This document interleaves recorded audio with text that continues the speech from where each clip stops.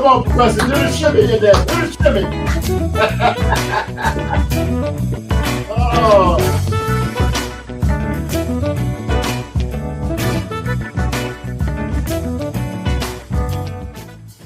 Good evening to each and every one of you, and welcome to our Friday night live podcast.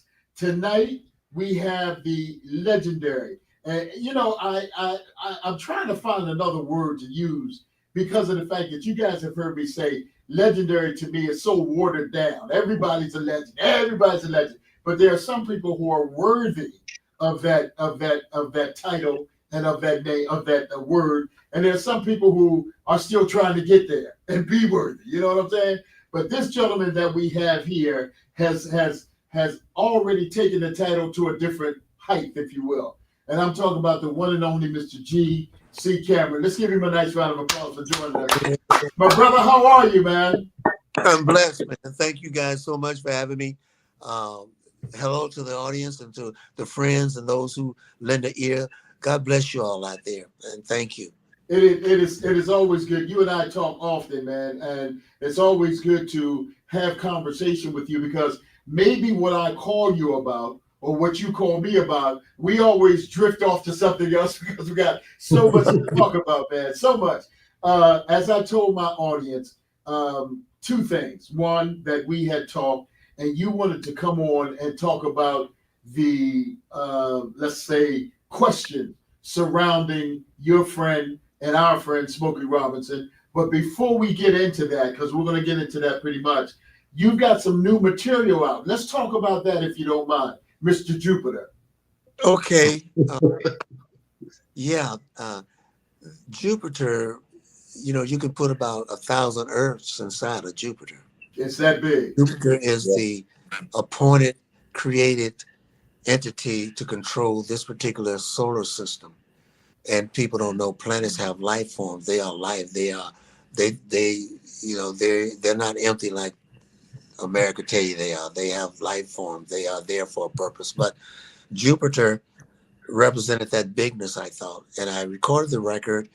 To be honest with you guys, the spirits did all of this music. I was just a body there. I mean, my angels sung for me. The voices, it's just mind-boggling. I love it so much because the first song is called Essence of Love, which I'm singing to my Father, the Creator. That's what that song is about. I had a lot of girls thought I was singing to them. It wasn't about them. But they couldn't figure out, who is that you singing to? Couldn't. But it's the Creator of all, the Most High, the sky, the stars, everything. It has a different glow about it. So I call it Love, Misery, and the Solution. Love is the first 5 songs that deal with the first 4 songs. The first song is the universe, the Creator, my Father. The second 33 songs is about my woman, which is the gift from the Father. Okay. And the 2 is called Misery. One says truth and reality is the truth about who we are and the reality of who we really aren't. Okay. We're nothing by ourselves, but who we are the truth. And so after that 2, and the second one is like Fallen Stars, which is the death of all of these babies that the world is killing. That's one person who done been responsible for 250,000 newborn babies in the world and say a word. Oh, that wow. People are failing the test that's been given to them.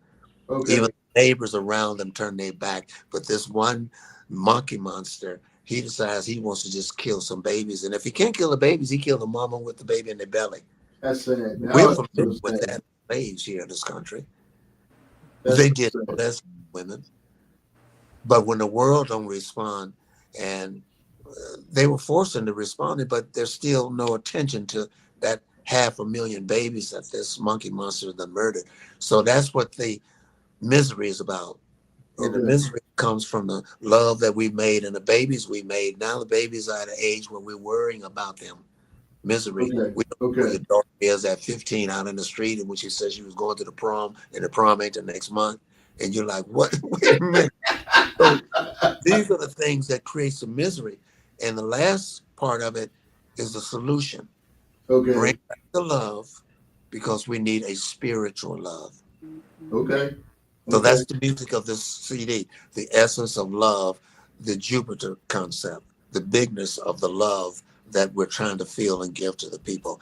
And it's mind boggling. I mean, I love it, man. All right. All right. Very well put, my brother. Very well put. Yeah. We got one lady with us tonight. So, Professor, come on in. How are you, Mr. Cameron? I am The blessed with you. pleasure to have you back with us. Thank you so much. It's a wonderful, wonderful pleasure to be back here with you guys. And really, family, I love you all so much with my spirit, my soul. And I'm grateful for you being here, carrying on like you're doing, making it happen. It Yeah. means Well, anyone might tell you, but it means a lot. It means a I lot. I am a lover of the old school music. I can't really identify with this new stuff that they're doing now too much.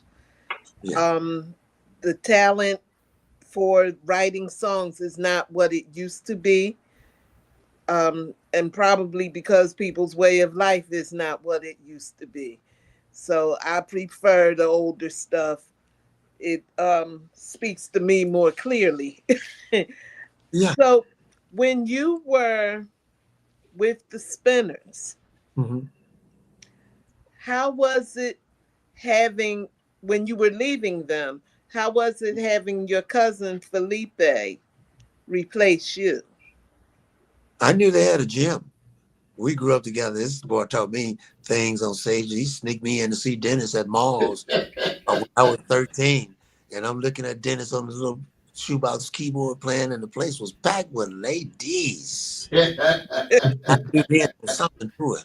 Had to be something to it. So that's when they got him, because I couldn't leave Motown. That's what a lot of people don't understand. Every act in Right. Motown had a separate contract.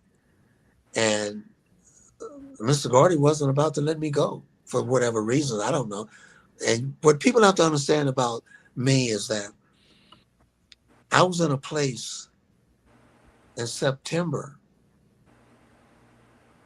of 1967. In fact, the 4th of July, which was a week ago, I was at a place called Cantien in Vietnam, a sergeant Marine. I was so deep in combat, you would wonder why I'm sitting here now. I was Wow. hit. I mean, I've been tagged. I have gone through things. And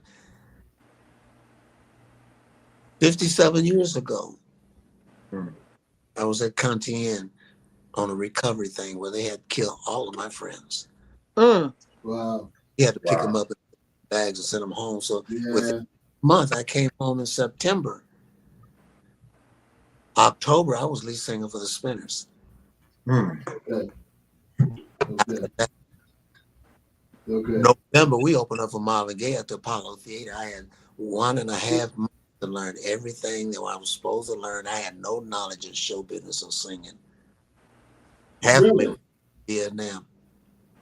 Wow. That's awesome. That's a But you great sure story. did a good job. Yes, you did, But my the brother. Lord did a great job. I'm just here. He moved I me. feel Yeah, it's everything is in his hands. Everything I do, my thoughts, I pray. Well, some of my thoughts, anyway.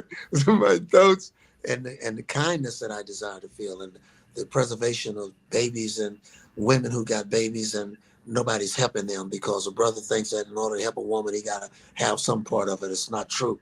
You got to Right. learn to. You got to learn to give.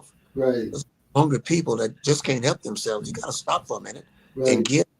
The Lord owns all of this. Nobody owns nothing here. Exactly. Exactly. Nothing, even yourself. Now you sound like my good friend who is going on Solomon Burke, because he Oh, would preach that. He would preach that. Oh man, he would preach that out. You know what I mean?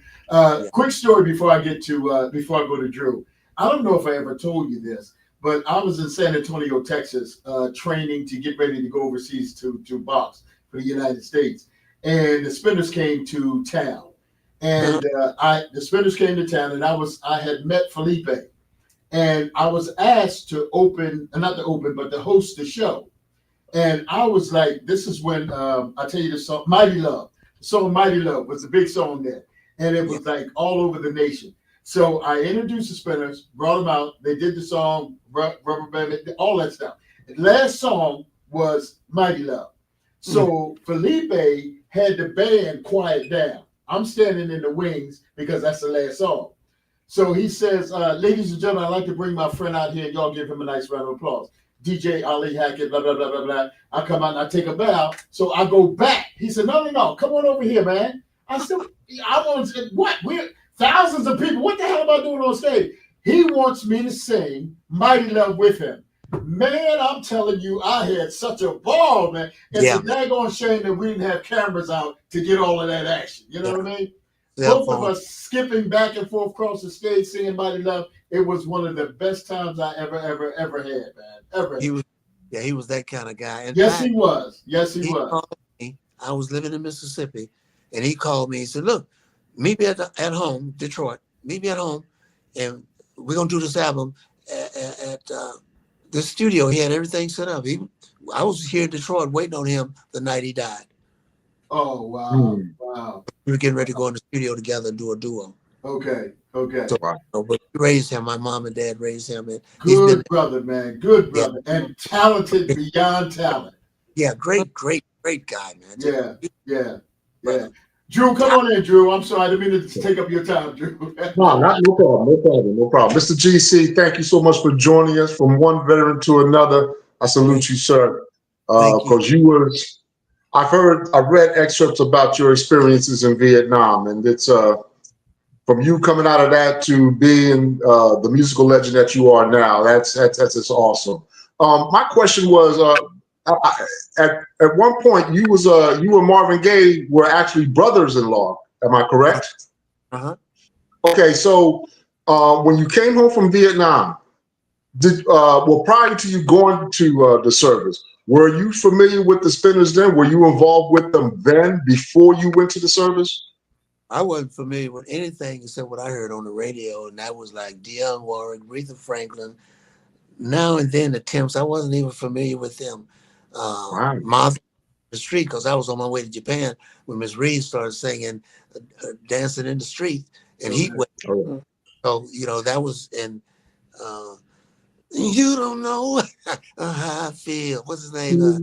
JJ Jackson. JJ Jackson. It's all right. It's all right by JJ Jackson. And it's all right. Yeah, man. But I wasn't familiar with music except what was on WLAC, Nashville, Tennessee. Okay. Yeah. Good question, Drew. Good question. We going back into the time now. You know what I'm saying? Well, that is awesome. That's it. I'm going to piggyback on what you said. I salute you as well. And I should have said that earlier. We have a camaraderie. You, me, Drew, all of us guys that were in the service that we can't explain. You'd have to be there to see it or be there to be a part of it. But I salute you for that. Your the new stuff that you got out now. What is your vision for that? The new material that you have out. I think for people to only just want people to hear it.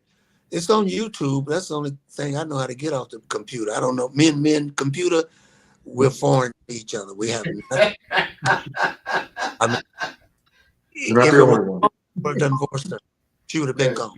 Right. But it's on YouTube because it's on my TV. But I was hoping that because there's a sermon in every song. Okay. And these are words that just came through me. Gotcha. To fit the song. It's something I hope for everyone that will pull someone together and make them just listen, like you say, old school in a new classroom, an old dude singing something that nobody else is singing right now because they're all gone. Gotcha. So I wanted to touch the hearts of people with love. It's a remarkable piece of work that I'm blessed to have been a part of. Okay. And only people doing all of the music. Fantastic. Rangers, all of the music that you hear is just the three of us, man. And it's like a symphony almost. It's spiritual. It is spiritual. Okay. That's how I would classify it as spiritual. Professor, you got something? Yes. One of my favorite albums is Stevie Wonder Presents Sarita. Yeah. I believe you sang on that. Yes, her first song, "I Want to Be by Your Side." Yeah. Yes. Oh God, I used to play that so much. It's a wonder Frank didn't get up and run off the darn track. Right. Yeah, and Yeah. he called me and said, "I'm doing this thing on the street. I was wondering if you." I said, "Where?" And went on to the studio, and bam, it was just an incredible. Stevie is different than, I mean, there are great singers, and there are good singers, and then there are one of a kind singers, and then there's just that one. Yeah. That's what Stevie is, just that one. Okay. Okay. His music. I mean, when he did "It's a Shame" on the Spinners, he wrote that song. We were riding some here in Detroit, and went to see.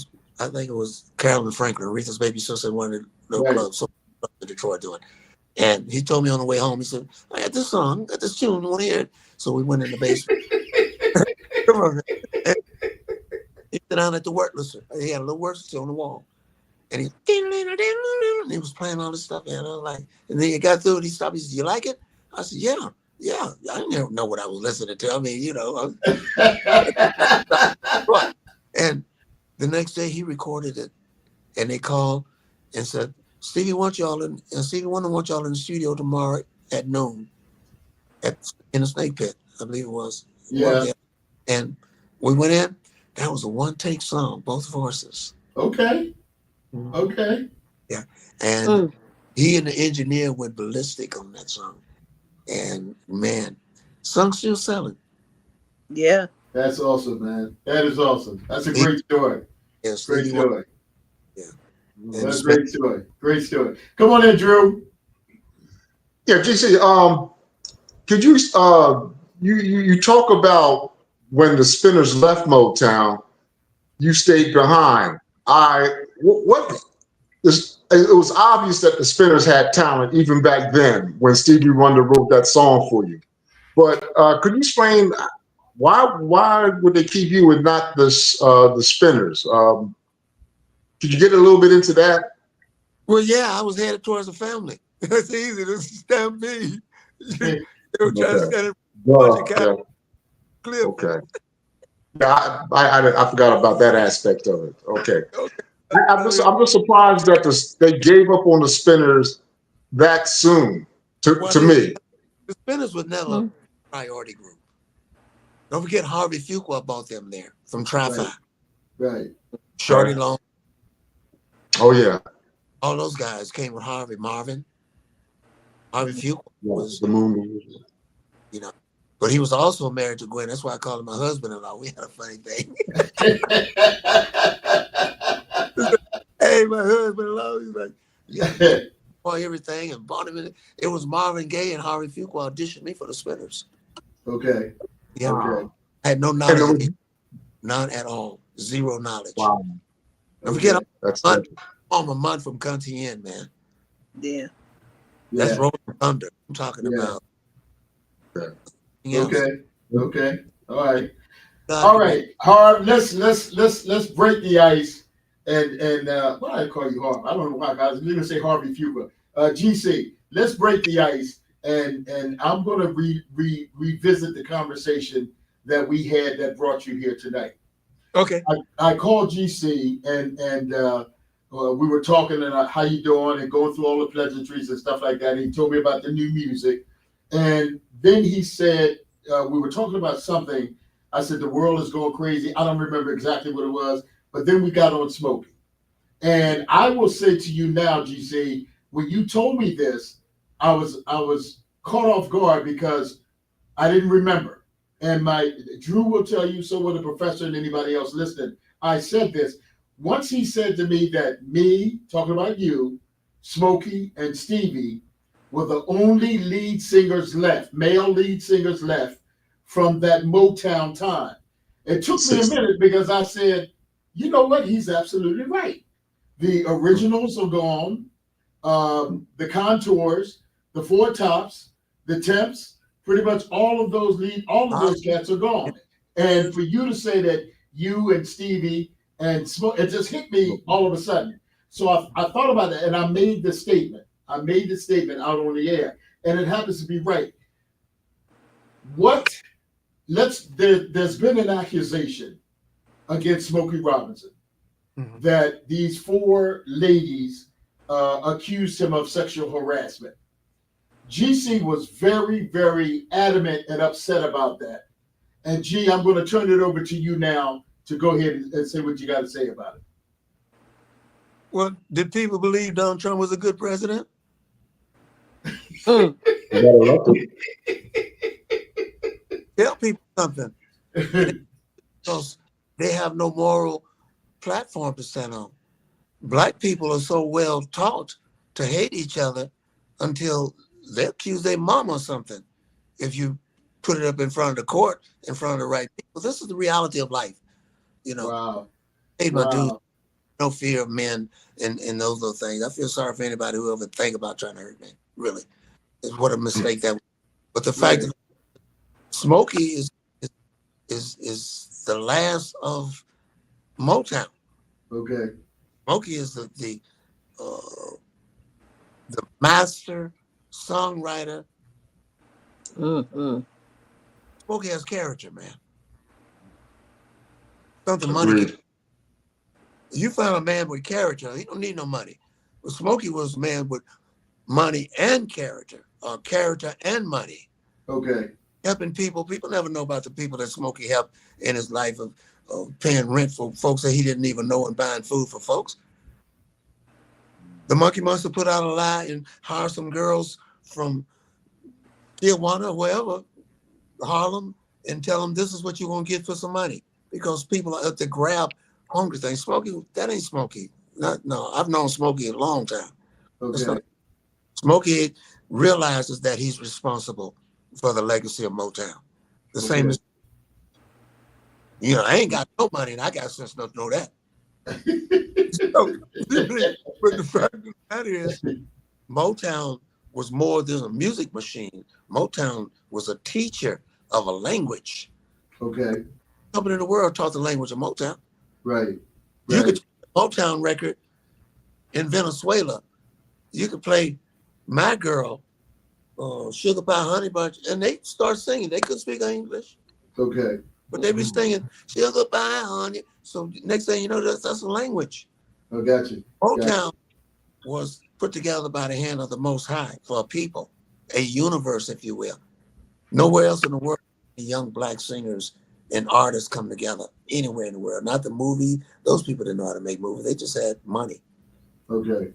Made themselves who they wanted them to be. But as talent, man, Motown was the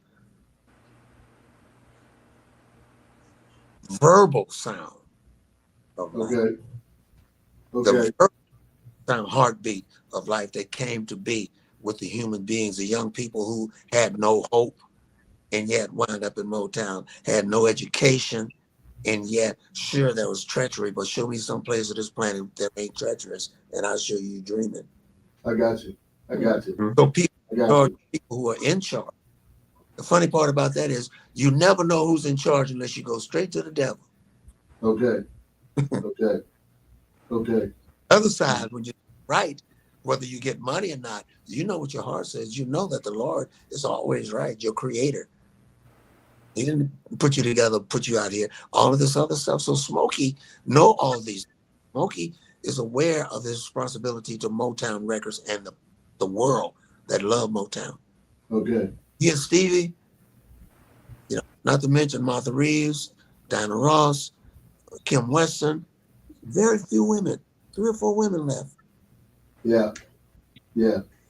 And me, you know, I'm just grateful to remember and be a part of it now and know things that I've never met a bad person in Motown. Okay. I can't even remember some people I didn't like, but I loved them. Okay. I had some of them at the house, my family, they call. Yeah. 7 sons. Yeah. I'm 7. So naturally, all other 6 of my brothers was hooked up with each other. 222.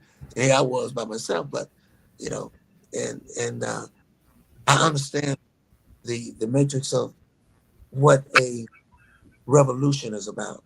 People don't want Okay. to look at Christ as being a revolutionist, but Christ wasn't no joke. He ain't that little boy with the diaper on. Right. He Right.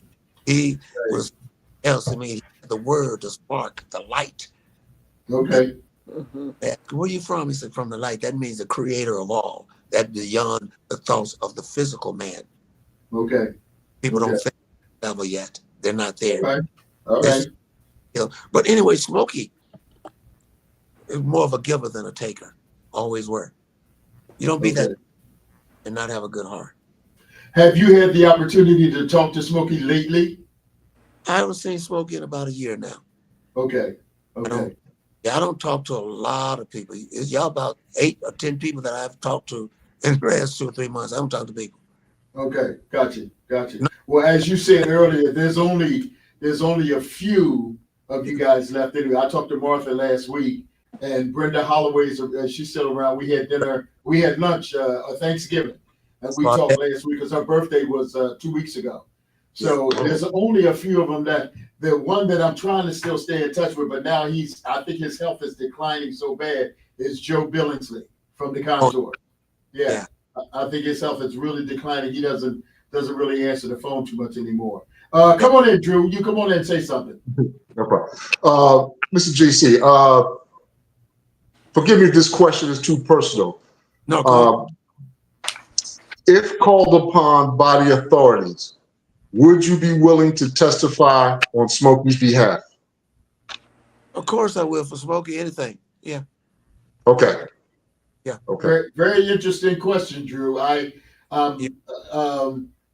Well, I, it's a good question. It's a good question. yeah. So I'm not being critical. It's a good question, and I'm Yeah. glad you posed it that way because GC is a friend of ours. You know what I'm saying? Mm-hmm. I'm glad Okay. you posed it that way. So I tip my hat to you on that one, Drew. That was a good question. Very good Well, question. the reason why I brought it up because based on the video that I was telling you about with Leon Isaac Kennedy, he seems more than willing and able to testify on his behalf.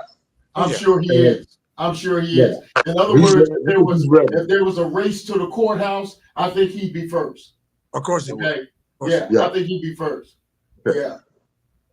Did you know that? Okay, go ahead. No, I was If, just telling you it's a good question. yeah. If you Yeah. check out the Kennedy Center honors with the Temptations at the president's at Smokey's induction to the Mhm. Kennedy Center.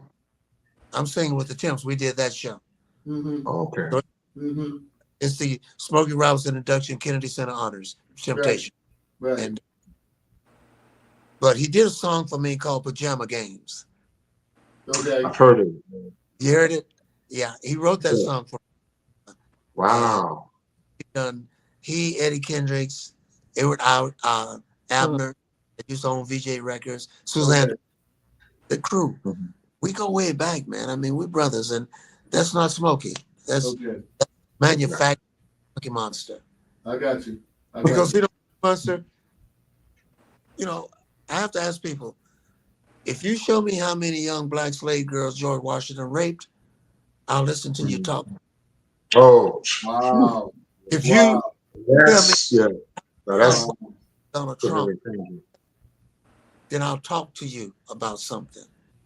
If you tell me why they killed Jesus, why they killed John and his brother Bobby, why they killed Malcolm, tell me why they killed Sam Cooke, why they killed Marvin Gaye, why did they kill Jackson Michael and Prince, why they kill all these people and you trying to talk about Smokey? Right. Yeah. Greatest writer of your life? Very Like, good point. Very good point, Jay. Very good point. Very good point. You're gonna make me think of something that's not pertaining to you. I need to be talking about you. You're the one that killed 150 million of my people. Gotcha. I Gotcha. ain't said nothing to you about that. Right. Right. Let's be real. Okay. Got me and blew me up, and you tell the truth. No, come on, man. Let's get to the real thing. Smokey is a smokescreen for something else, and this is what they feel. The last black giant at Motown. Yeah. The real power, the writer behind it. We can slur him and and kill his Rock and Roll Hall of Fame and smish him, then we can put another boy in his place. Yeah. Wow. Wow. A lot. Very well put, Jay. Very well put. Professor, come on in. Now, before I say anything, I want to say thank all three of you for your service. You're welcome. Oh, okay. All right. Thank you, Professor. I haven't really been following that those allegations because when I first heard it, I just said, "Oh, this is some BS." Okay. I just didn't feel like, I don't know how many years ago this was supposed to happen, but if it was, just say I saw something that suggested something like 10 years ago. So my mind works probably different than other people, but 10 years ago, how old was Smokey? I don't. He's 80 something now, so he had to be like 70s. Okay, so, and I'm thinking, I don't know how old these accusers are, but I'm gonna say if they're my age, you couldn't fight him. If you're trying to say that you couldn't fight him, because I could. Right. But at any rate, I guess this won't go but so far because from what I did read, there is insufficient evidence. Yeah, there's of this. So money grab. Yeah. So and what's a shame is for the people who really are assaulted. Yeah. This makes them, gives them a harder way to go and makes them look bad. Yeah, makes sense. The head of the body always wags the body. So look who's leading your world now. Look who's leading your country. Go to the top of a thing. We're just a part of a body being maneuvered by another entity. They want you. The only reason you're here, if you took all the black people out of America, America wouldn't last a month. I believe it. I believe that. After a month. That's deep. Yeah. Well, I'm gonna say people of color because didn't they go back and say something about they're not going if the people that own the farm say that this person is good, they will not. ICE will not take them now or something like that. Because if you deport everybody or take them wherever y'all taking them, who's gonna work? Well, like I said, they're not. If black people bought land in Africa and give us that desert, everybody from our country will be rich because the world's going to have to eat from Africa real soon. You can anything. They got more water on the Africa. You think God left Africa without water? Yeah. You got to start believing. You got to have faith. It's knowing what you are, knowing who you are, and music industry. The last weapon we've got on the face of this earth is the music industry. Don't you see why they're trying to kill it? Yeah. Black. Yeah. I have come out and said, and I'm not ashamed to say it, inside of 10 years, Michael Jackson is going to be white. And about inside of 10 years. I give him 8 years. They already got the clone already. They started on him when he was living. They started shaping. Yeah, that's true. Picasso, the rest of the guys did. The Italians with Shakespeare and Queen James when he wrote the so-called Bible. See, most people don't realize the original King James was an African. And don't forget, there are creatures walking among you who doesn't have reproduction abilities. In other words, they cannot create anything original. Everything they stole from someone. Yes. Right. Yeah, I agree with that. I definitely agree with that. Bible says. Bible. I can't tell you why I read it, but I know it's in there. Okay. Now, these people running things, they're going to steal what looks like you and make you think you're them instead of them showing that you're the mirror. When they look in you, they're seeing who they don't like. And that's right. So be that mirror, be that light, my brothers and sisters. Right. You know, it's special, man. Something real special. That's happening. That's happening all the time, but yet the suntan lotion on the shelves can't stay full. Oh yeah.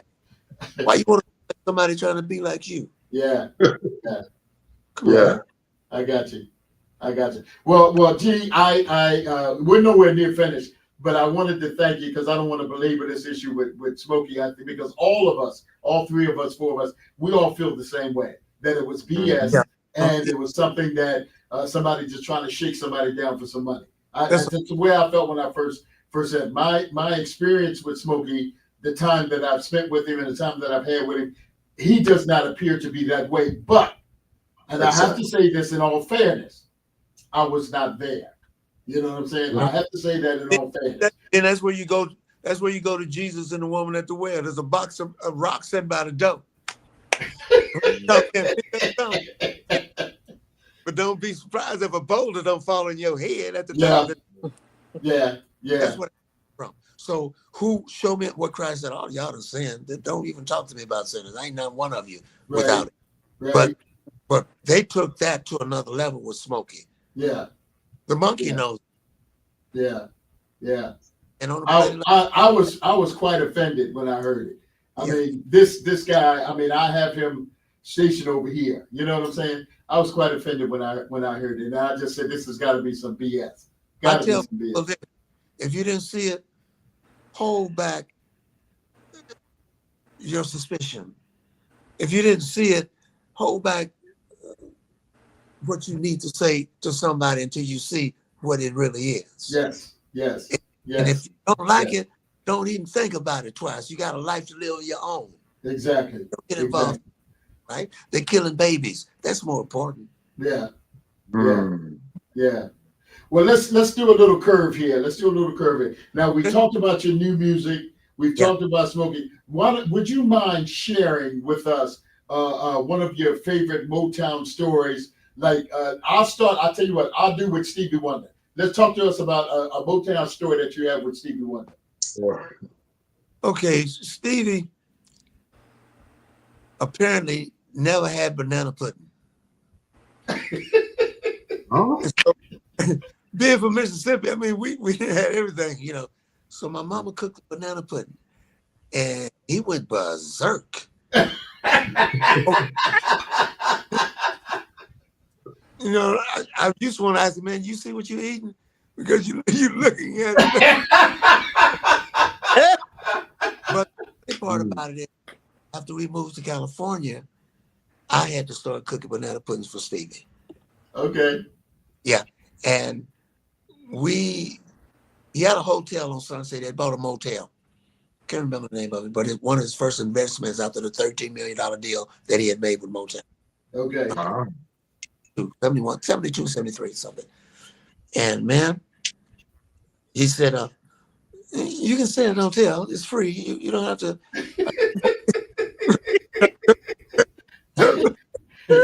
All you need is the sunglasses, man. He's just the greatest cat. And I checked into the hotel, and an earthquake hit that night. And my window of my hotel, my slide window, was next to like a mountain hill. Okay. And it's moving. Man, it was my first earthquake experience, and it scared me. It was something unearthly. I said, no, this can't be happening. The world moving like this.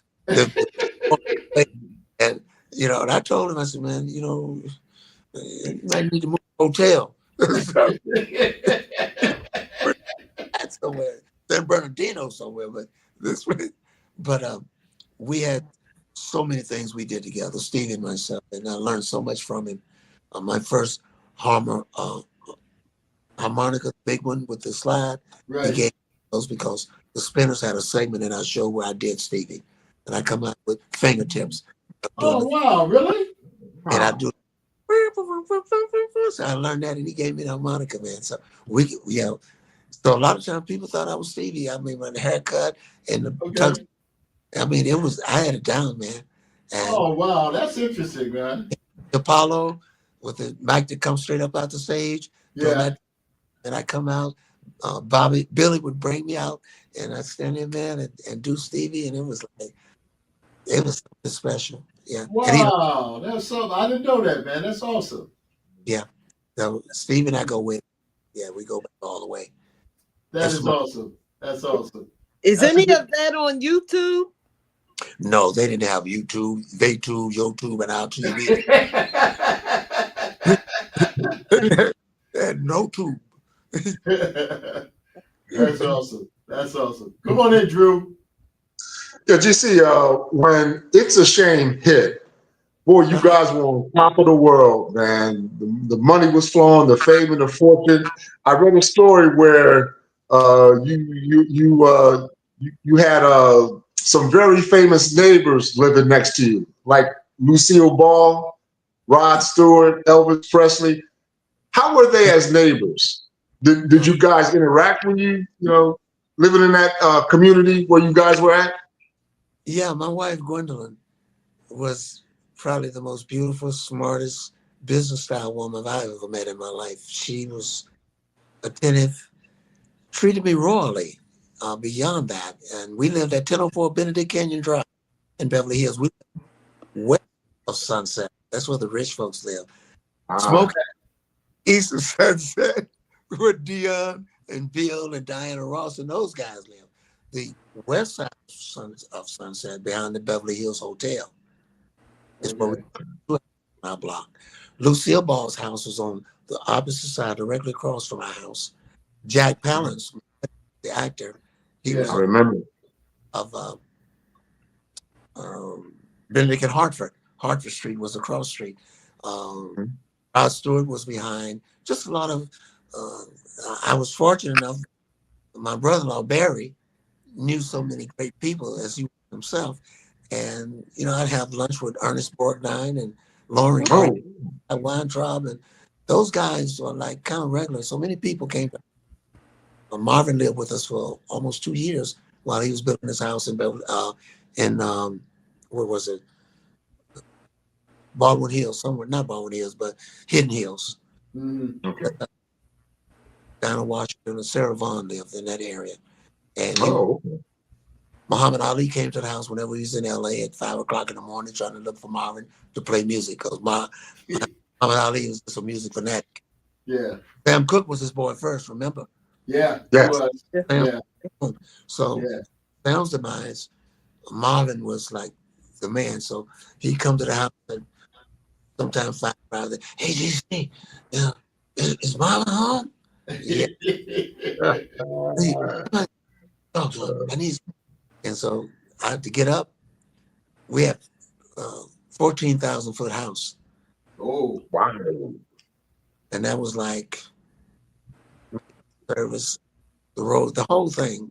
So it was new to me, but those things for some reason didn't have any effect on me. Um, Okay. my Jaguar collection and all that stuff. Tina Turner and myself had the only two Jags alike in Hollywood. Period. Okay. V12 Mhm. and from Hugh Hefner's daughter, Christy Hefner. But I left all that and went back to McCall Creek and saved my mom and dad in a trailer. Okay. They Okay. were sold. They couldn't have me sold, man. For no money. Okay. Okay. Come Okay. on. That says a lot about you, man. That says a lot about you. Come on in, Professor.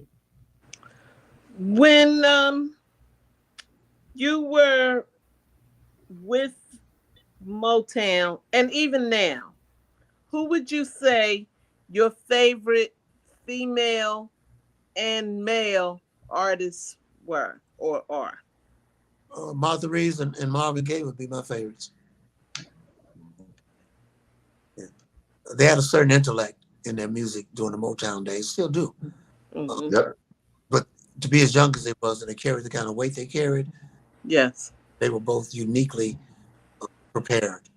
Like Steve is the. That's a whole different. Mhm. His music, his writing, his singing, his talents different, but only male singers like the best male singers per se. Marvin had all of that, and he was just a natural. He's a sweetheart of a human being. I mean, very gentle, but just a brother. Yeah. Yeah. What got me to come to Motown, and I've told this story several different times. I don't know if I've told it to you, G. But when I was at WHAT here in Philadelphia, I did a what I call a Super Sunday Spotlight. And I went all the way back in Marvin's history, all the way back to the arguments with his dad and the fights that they had and the neighbors. And I got all of that information and put it all together. When Harvey came and got him, it took him to Motown, when he became a drummer, all of that stuff. I did the whole thing. Somehow or another, the late Miss Esther Gordy got a hold of it. And she listened to it.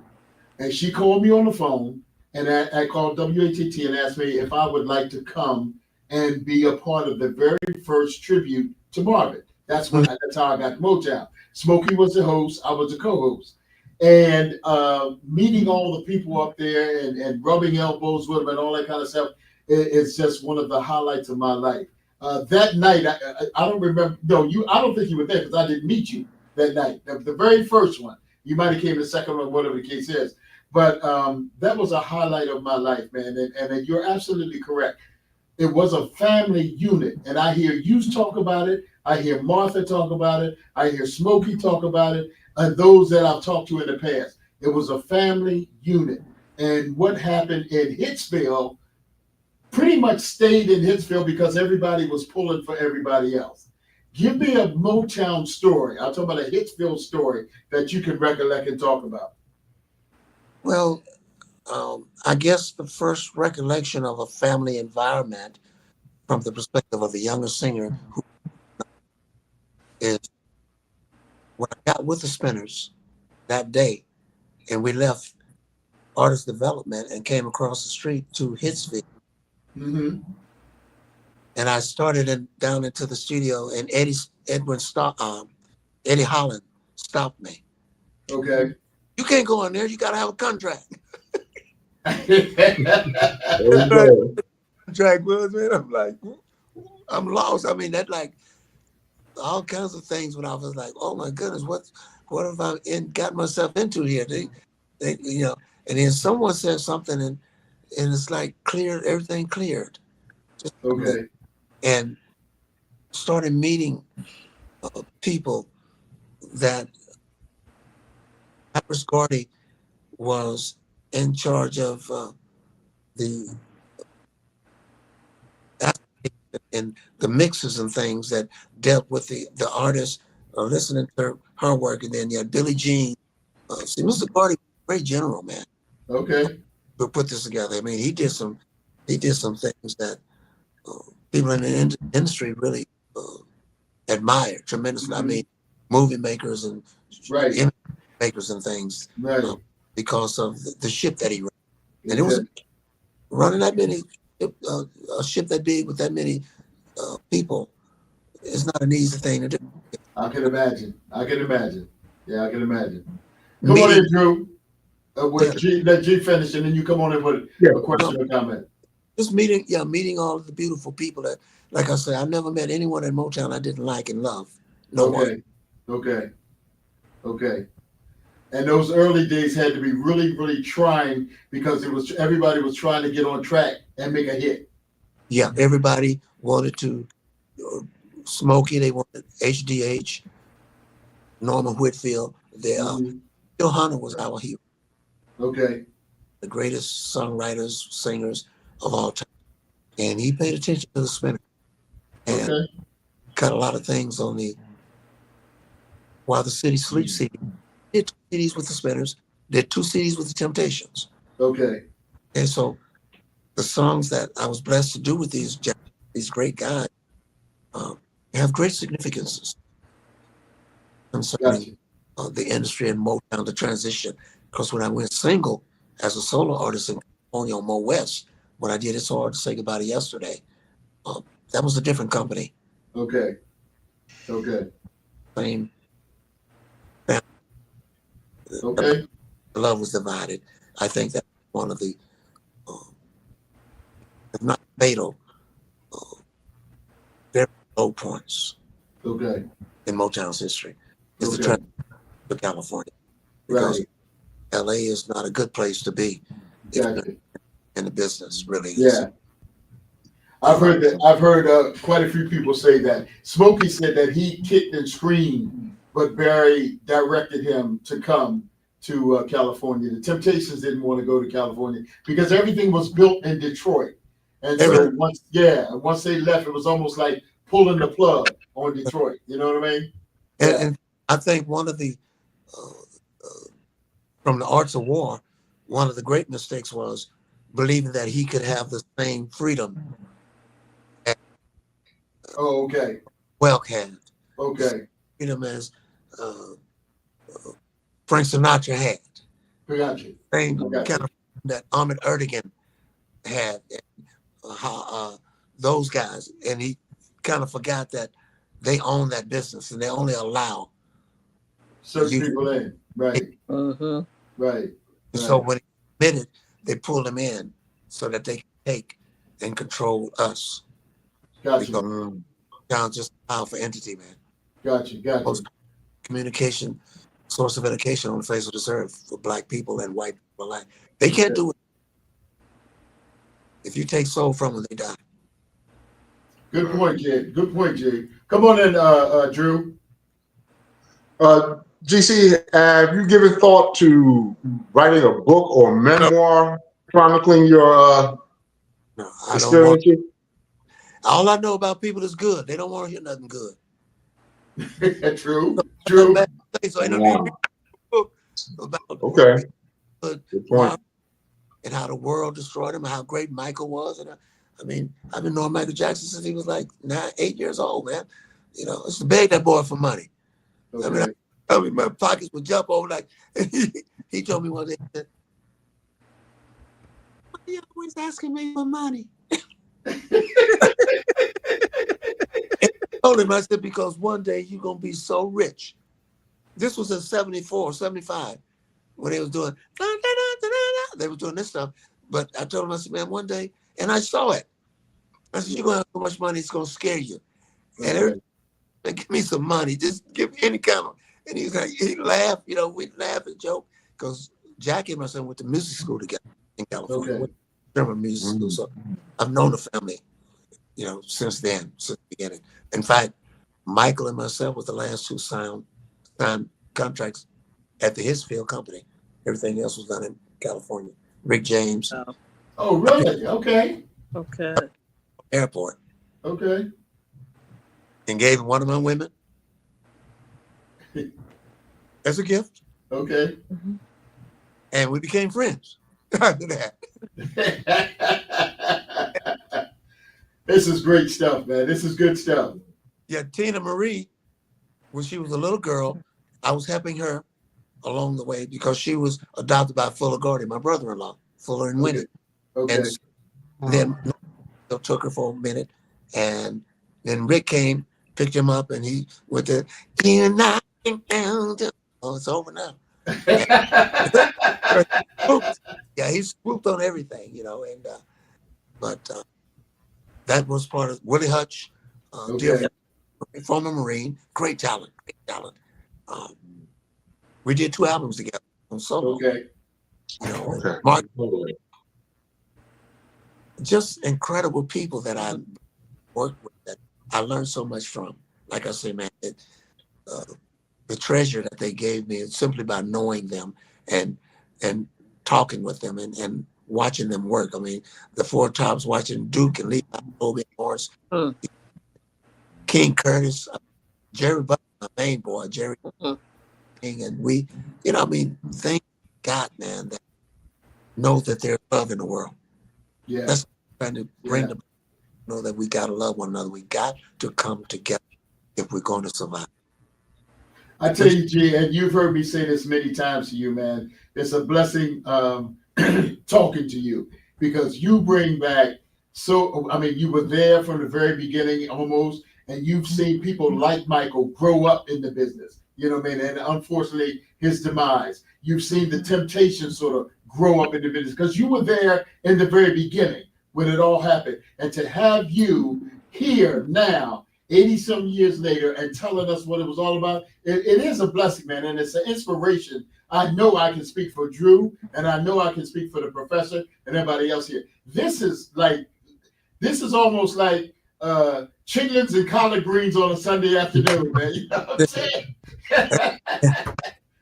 That's one of the songs he says, "Love is gone too soon." Say, "Hurry back so I can give you love. That's easy. Okay. Love that's Mm-hmm. Mm-hmm. Sunday afternoon. Because love Mm-hmm. today, but tomorrow they say love is gone too soon." Absolutely. Mm. Absolutely. Absolutely. Come on in, Professor. You got something for us. I know you do. On my bucket list is for me to go to Hitsville and just sit in the middle of the floor of the snake pit. Right, right. We had intended on going. Yeah. And I told Ali, I said, when we get there to that part, y'all can go on about your business. I'm staying here. Yeah. They can lock me in there. Yeah. I'll It, spend the night in that room. it's Now, you know what? Before G answers, let me say this to you. I understand your bucket list. I applaud you for it. But things have changed so much in Motown. I don't know if you would even be able to get close to that.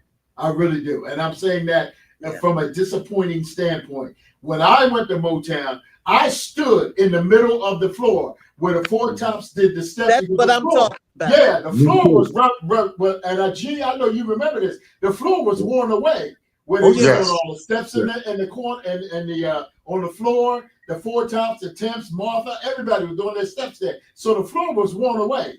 So now I don't know what it. I don't think I got it refurbished, and Right. it's almost like a museum now. That's what it is. Yeah. It's a museum that you can look but you can't touch. You know what I'm saying? it's a But spe- but I would want to roll around on that floor. I just Mhm, oh my mhm. God, because I was a little girl and I could not get enough of that music. Yeah. It was you could play that all day and all night and Yeah. everything. I Right. don't care, Right. you know. And I just feel like I would maybe feel their spirits or something. Well, you feel something because I've done it. I'm telling. I'm standing where the Temptations sang "My Girl." I'm Yeah. standing where they sang "Sugar Pie Honey Bun." Yeah. I'm standing where Edwin Starr sang "War." I'm Yeah. standing here. Yeah. And So and Marvin Gaye, I thought my older cousins, they kind of liked Sam Cooke. yes. But okay. I was little. I mean little. And Yeah. when Ed Sullivan and stuff would come on and Marvin Gaye or somebody was on, I was like in the TV. Yeah. And I thought Marvin was the finest thing I'd ever seen in my life. The man had perfect teeth. Yeah. Yeah. Yeah. So his smile just did it for me. And I I got you. was hooked and I probably wasn't 5 years old. I got you. Yeah. I got you. I got you. So my girlfriends said that, we all had said some years ago, 30 some years ago, that Marvin was my first husband. Yeah. So I'm I sure you said, ain't the only one, babe. I'm sure you yeah, ain't the only one. I know. Yeah. Oh my Beautiful. God. But they said if I went first, they was going to put on my tombstone looking for Marvin. Well, listen. As they say, all good things must come to an end. We're coming up to the close. So, Drew, do me a favor. We're going to say our goodbyes, and we'll come back and let G say something. Go ahead. Yes. GC, thank you so very much for joining us and sharing your story. This is my first time, chatting with you, and you gave out a wealth of information, interesting perspective. So I mega kudos to you. And quickly to piggyback off of Professor, I was at the Snake Pit myself, and yes, it is a magical place. It is. But thank you for joining us, sir. So much. Very much. Come on, Professor. I thank you and for the second time joining us. Yeah. And it's good to see you upright. Yeah. We talk about that often. Yeah. But thank you so much for sharing all that you have. And please go ahead and write the book. I'll buy it. I want to hear all the good stuff. I'm going to do that. Because somebody should. Yeah. We hear all of the bad stuff, but somebody should go ahead and say, well, some of that may have happened, but a whole lot of good stuff happened too. Absolutely. Yeah. Great. Thank you, Yeah. guys.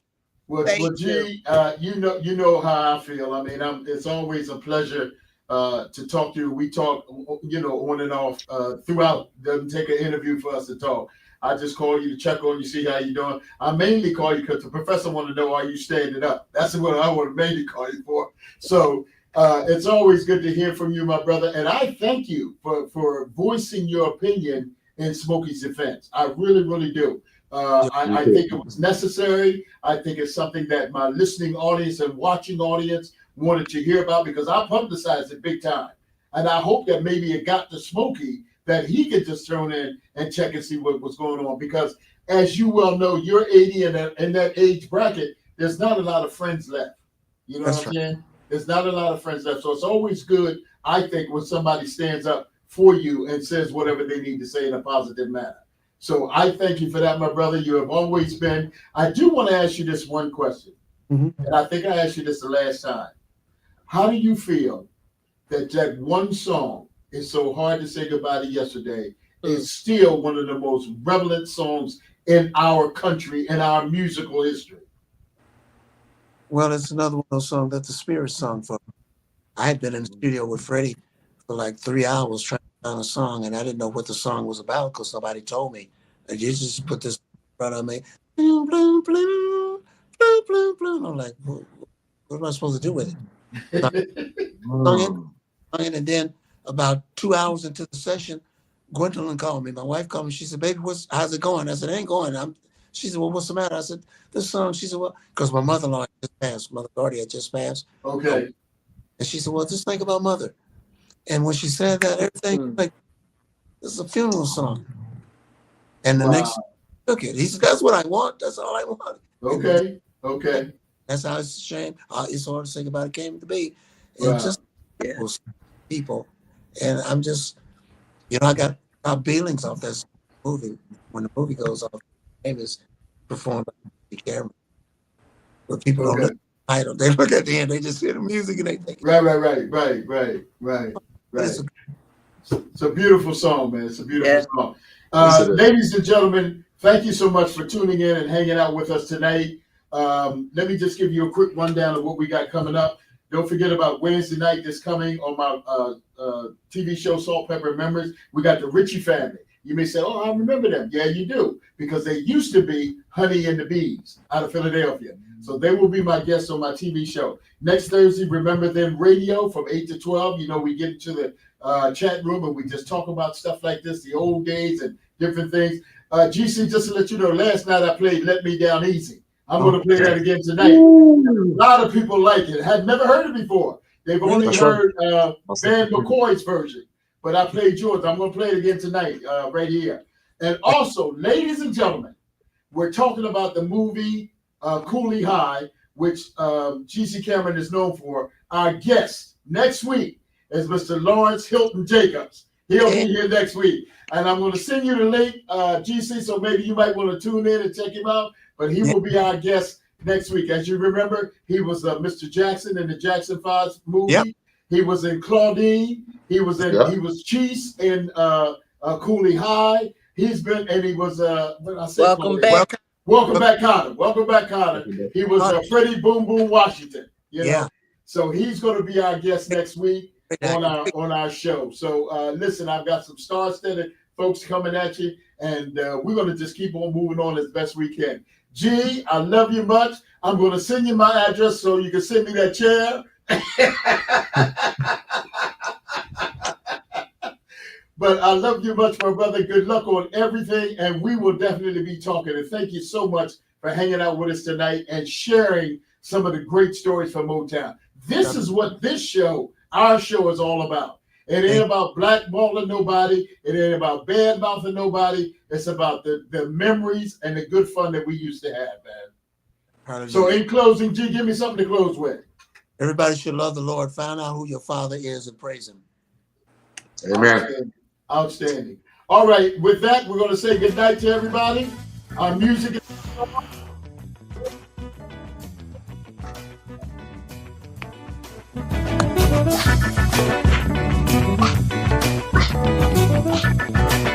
Good night, everybody. Good night. Bye.